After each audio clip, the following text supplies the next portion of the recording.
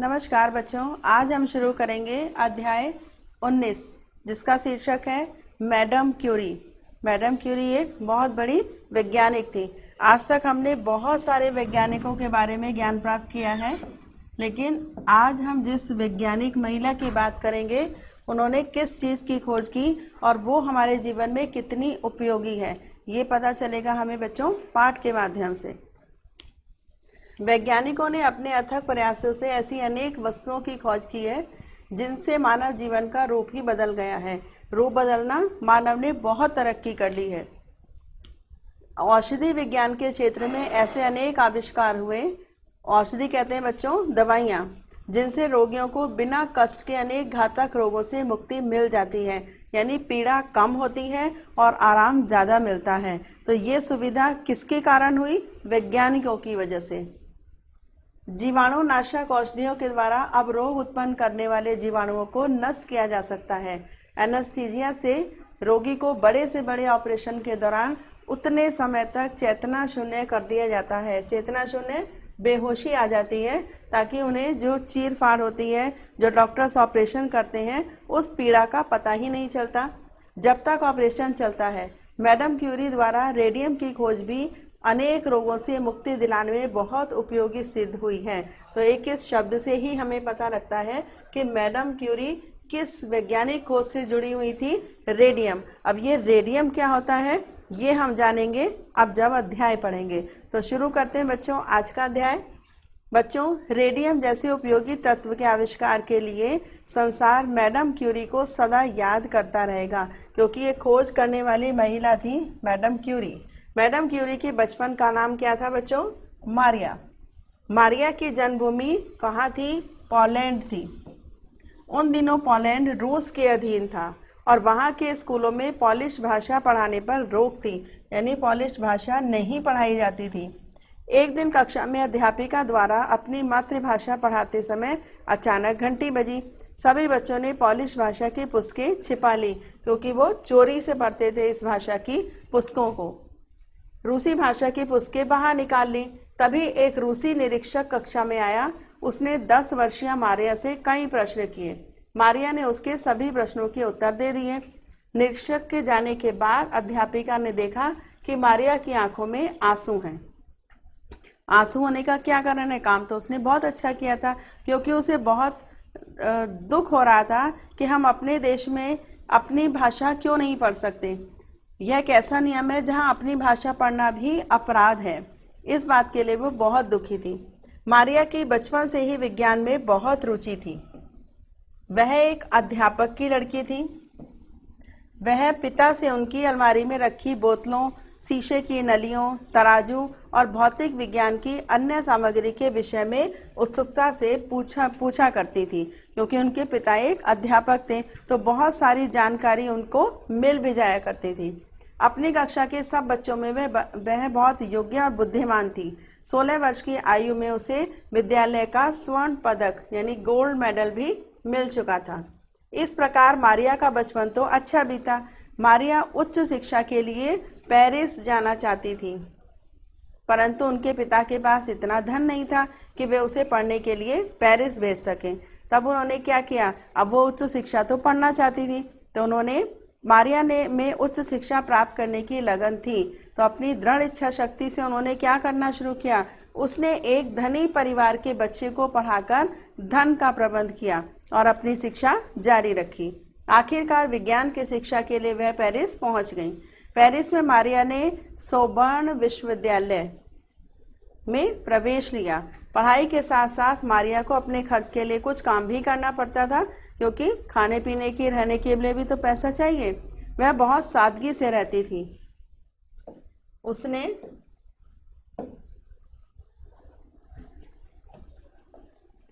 बड़ी लगन से गणित, भौतिक विज्ञान और रसायन शास्त्र यानी physics chemistry, maths, physics chemistry का अध्ययन किया।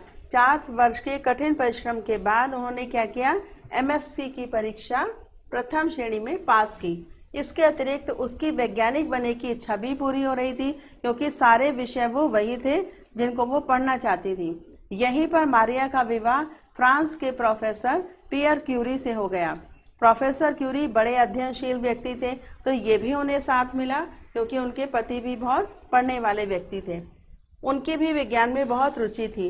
विज्ञान जैसे जटिल विषय में मारिया की रुचि और लगन को देखकर प्रोफेसर क्यूरी ने उसे बड़े सम्मान की दृष्टि से देखते थे और उनका साथ भी देते थे। हर समस्या का समाधान जो भी वो पूछती थी या जिस चीज़ की उन्हें ज़रूरत होती थी वो पूरी करते थे, क्योंकि उन दिनों इस क्षेत्र में लड़कियों की रुचि बहुत कम होती थी। उनका वैवाहिक जीवन बड़ा सुखी था। विज्ञान में रुचि लड़कियां कम लेती थी, लेकिन मैडम क्यूरी का ध्यान हर समय वो वैज्ञानिक विषयों को ही पढ़ना चाहती थी। उन्हीं दिनों यूरेनियम के विषय में अनेक खोजें की जा रही थी। यूरेनियम में ऐसी प्रकाश किरणें विद्यमान थी जो काले कागज में से निकलकर बाहर रखी हुई प्लेट पर अपने चिन्ह छोड़ देती थी। तो इस खोज में उनके पति भी लगे हुए थे। मारिया और पियर ने यूरेनियम से इस तत्व को अलग करके विज्ञान जगत के सामने रखने का निश्चय किया। अब दोनों ने ये सोच लिया कि इस काम को तो हमें करना ही है। मारिया ने उस तत्व का नाम रखा रेडियम और उसकी खोज का काम आरंभ कर दिया। पति पत्नी दोनों वैज्ञानिक खोज के काम में जुट गए। अपने घर पर ही उन्होंने एक प्रयोगशाला बना ली। प्रयोगशाला किसे कहते हैं? लेबोरेटरी। उनका अधिकांश समय प्रयोगशाला में ही बीतता। वैज्ञानिक परीक्षणों में व्यस्त रहते हुए मारिया अपने घर की सफाई, कपड़े धोना, भोजन बनाना आदि कार्य भी स्वयं ही करती थी। विवाह के 2 वर्ष बाद मारिया के एक कन्या उत्पन्न हुई। अब काम और बढ़ गया उनका, उससे उसका घरेलू काम भी बढ़ गया, लेकिन उसका परीक्षण कार्य जो उन्होंने सोच रखा था कि करना है उसमें कोई प्रभाव नहीं पड़ा। वह साहस और धैर्य के साथ हर काम में लगी रहती थी। तो ये किस लिए था? क्योंकि उन्हें लगन थी। उन्होंने अपना ध्येय बना रखा था, उद्देश्य, कि मुझे रेडियम की खोज करनी ही है, और इसमें खोज करवाने में उनके पति का उनका पूरा साथ था। क्यूरी दंपति निरंतर अपने परीक्षणों में लगे रहे। उन्होंने 4 वर्ष तक कठिन परिश्रम किया, किंतु रेडियम का निशान भी नहीं मिला। 4 साल की मेहनत के बाद भी, परंतु दोनों ही निराश नहीं हुए। उन्होंने हिम्मत नहीं हारी, अपना कार्य जारी रखा। अंत में उनकी मेहनत सफल हुई। सन 1902 की रात्रि का महान क्षण था। मारिया अपने पति के साथ प्रयोगशाला की ओर गई। उन्होंने खिड़की से प्रयोगशाला की ओर देखा तो चकित रह गए। क्या दिखाई दिया उन्हें? अंधेरे कमरे में रखी शीशे की नलियों में उन्होंने मंद मंद नीले प्रकाश की किरणें देखी। उनकी प्रसन्नता की कोई सीमा नहीं थी। अभी जो इसमें चित्र बना हुआ है उसमें आपने देखा होगा कि शीशे की नली है और उसके अंदर नीला नीला रेडियम दिखाई दे रहा है। यही रेडियम था। यह एक बड़ा आविष्कार था जिससे सारे संसार में उस वैज्ञानिक दंपति की ख्याति फैल गई। ख्याति, लोकप्रियता, प्रसिद्धि। अगले वर्ष 1903 में मारिया को इस खोज के लिए नोबेल पुरस्कार मिला। इससे मैं अपने देश के लिए ही नहीं, समूचे संसार के लिए गौरव का कारण बनी। अब रेडियम बच्चों, आप जानते हैं कि आज किस बीमारी में सबसे ज़्यादा प्रयोग में लाया जाता है?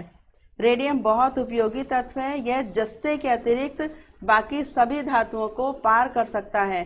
रेडियम कैंसर जैसी विकट बीमारियों के इलाज में बहुत उपयोगी सिद्ध हुआ है। अंधेरे में घड़ियों के डायल पर अंकों में चमकने का कारण भी रेडियम है। बहुत से बच्चे घड़ी खरीदते हैं ना, घर में भी रखी रहती हैं, तो उसमें जो अंधेरे में चमकता है वो क्या कहलाता है? रेडियम। तो ये था रेडियम, जिसकी खोज किसने की? मैडम क्यूरी ने। रेडियम की खोज के बाद उन्होंने मानव सेवा के उद्देश्य से बिना कुछ लिए फ्रांस की एक व्यापारिक कंपनी को रेडियम बनाने का अधिकार दे दिया।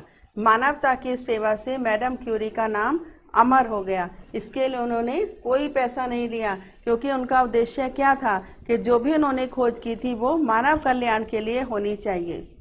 तो ये था बच्चों मैडम क्यूरी के बारे में जो हमने जाना। कितनी मेहनत और लगन के साथ उन्होंने इस उद्देश्य को पूरा किया। अब शुरू करते हैं पाठ की पुनरावृत्ति। पहला प्रश्न, सही विकल्प पर सही का चिन्ह लगाइए। रेडियम किस धातु को पार नहीं कर सकता? तो उत्तर है इसका जस्ता। 16 वर्ष की आयु में मारिया को कौन सा पदक मिला था? स्वर्ण पदक। किस महानगर में मारिया ने सोर्बोन विश्वविद्यालय में प्रवेश लिया था? तो ये था पेरिस। रिक्त स्थानों की पूर्ति कीजिए। मारिया की जन्मभूमि कहाँ थी? पोलैंड।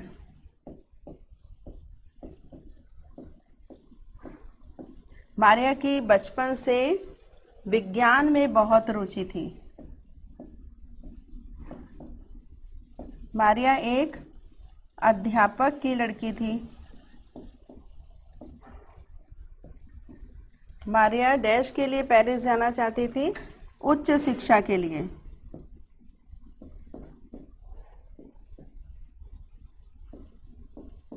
डैश के आविष्कार के कारण, रेडियम के आविष्कार के कारण।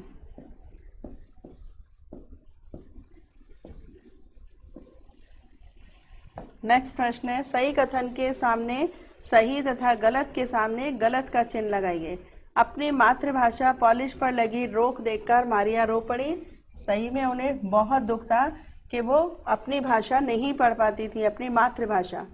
बचपन में मारिया की विज्ञान में कोई रुचि नहीं थी, ये गलत है।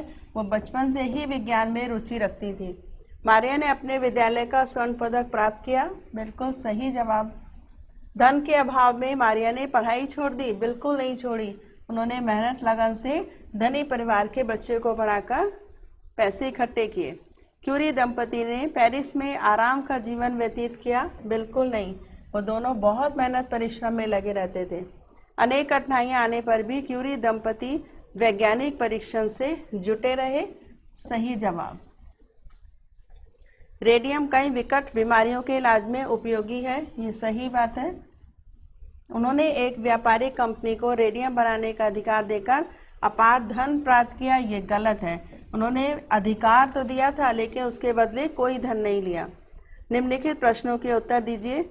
मैडम क्यूरी के बचपन का नाम क्या था? मारिया। बचपन से मारिया की किस विषय में रुचि थी? विज्ञान। उच्च शिक्षा के लिए मारिया ने धन का प्रबंध कैसे किया? धनी परिवार के बच्चे को पढ़ाकर।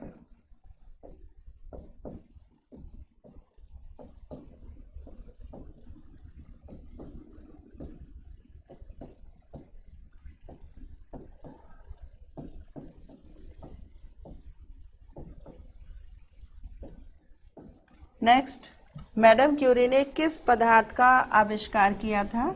रेडियम। उन्हें किस खोज के लिए किस पुरस्कार से सम्मानित किया गया? रेडियम की खोज के लिए और नोबेल पुरस्कार।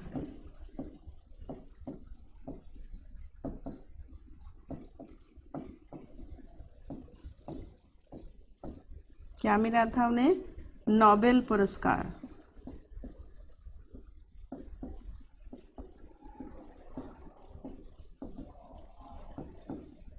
तो ये थे बच्चों अभ्यास प्रश्न। इन अभ्यास प्रश्नों के माध्यम से हमने फिर से अपने इस अध्याय को रिपीट किया है। आज हमें पता लगा कि मैडम क्यूरी कितनी महान वैज्ञानिक महिला थी, जिनके जीवन से हमें बहुत कुछ सीखने को मिला कि कितनी परेशानी में भी उन्होंने अपने उद्देश्य को छोड़ा नहीं, हार नहीं मानी और मेहनत परिश्रम से अपने लक्ष्य को पूरा किया। तो ये था बच्चों आज का अध्याय। कल फिर मिलेंगे एक नए अध्याय के साथ। तब तक के लिए बच्चों हैप्पी लर्निंग।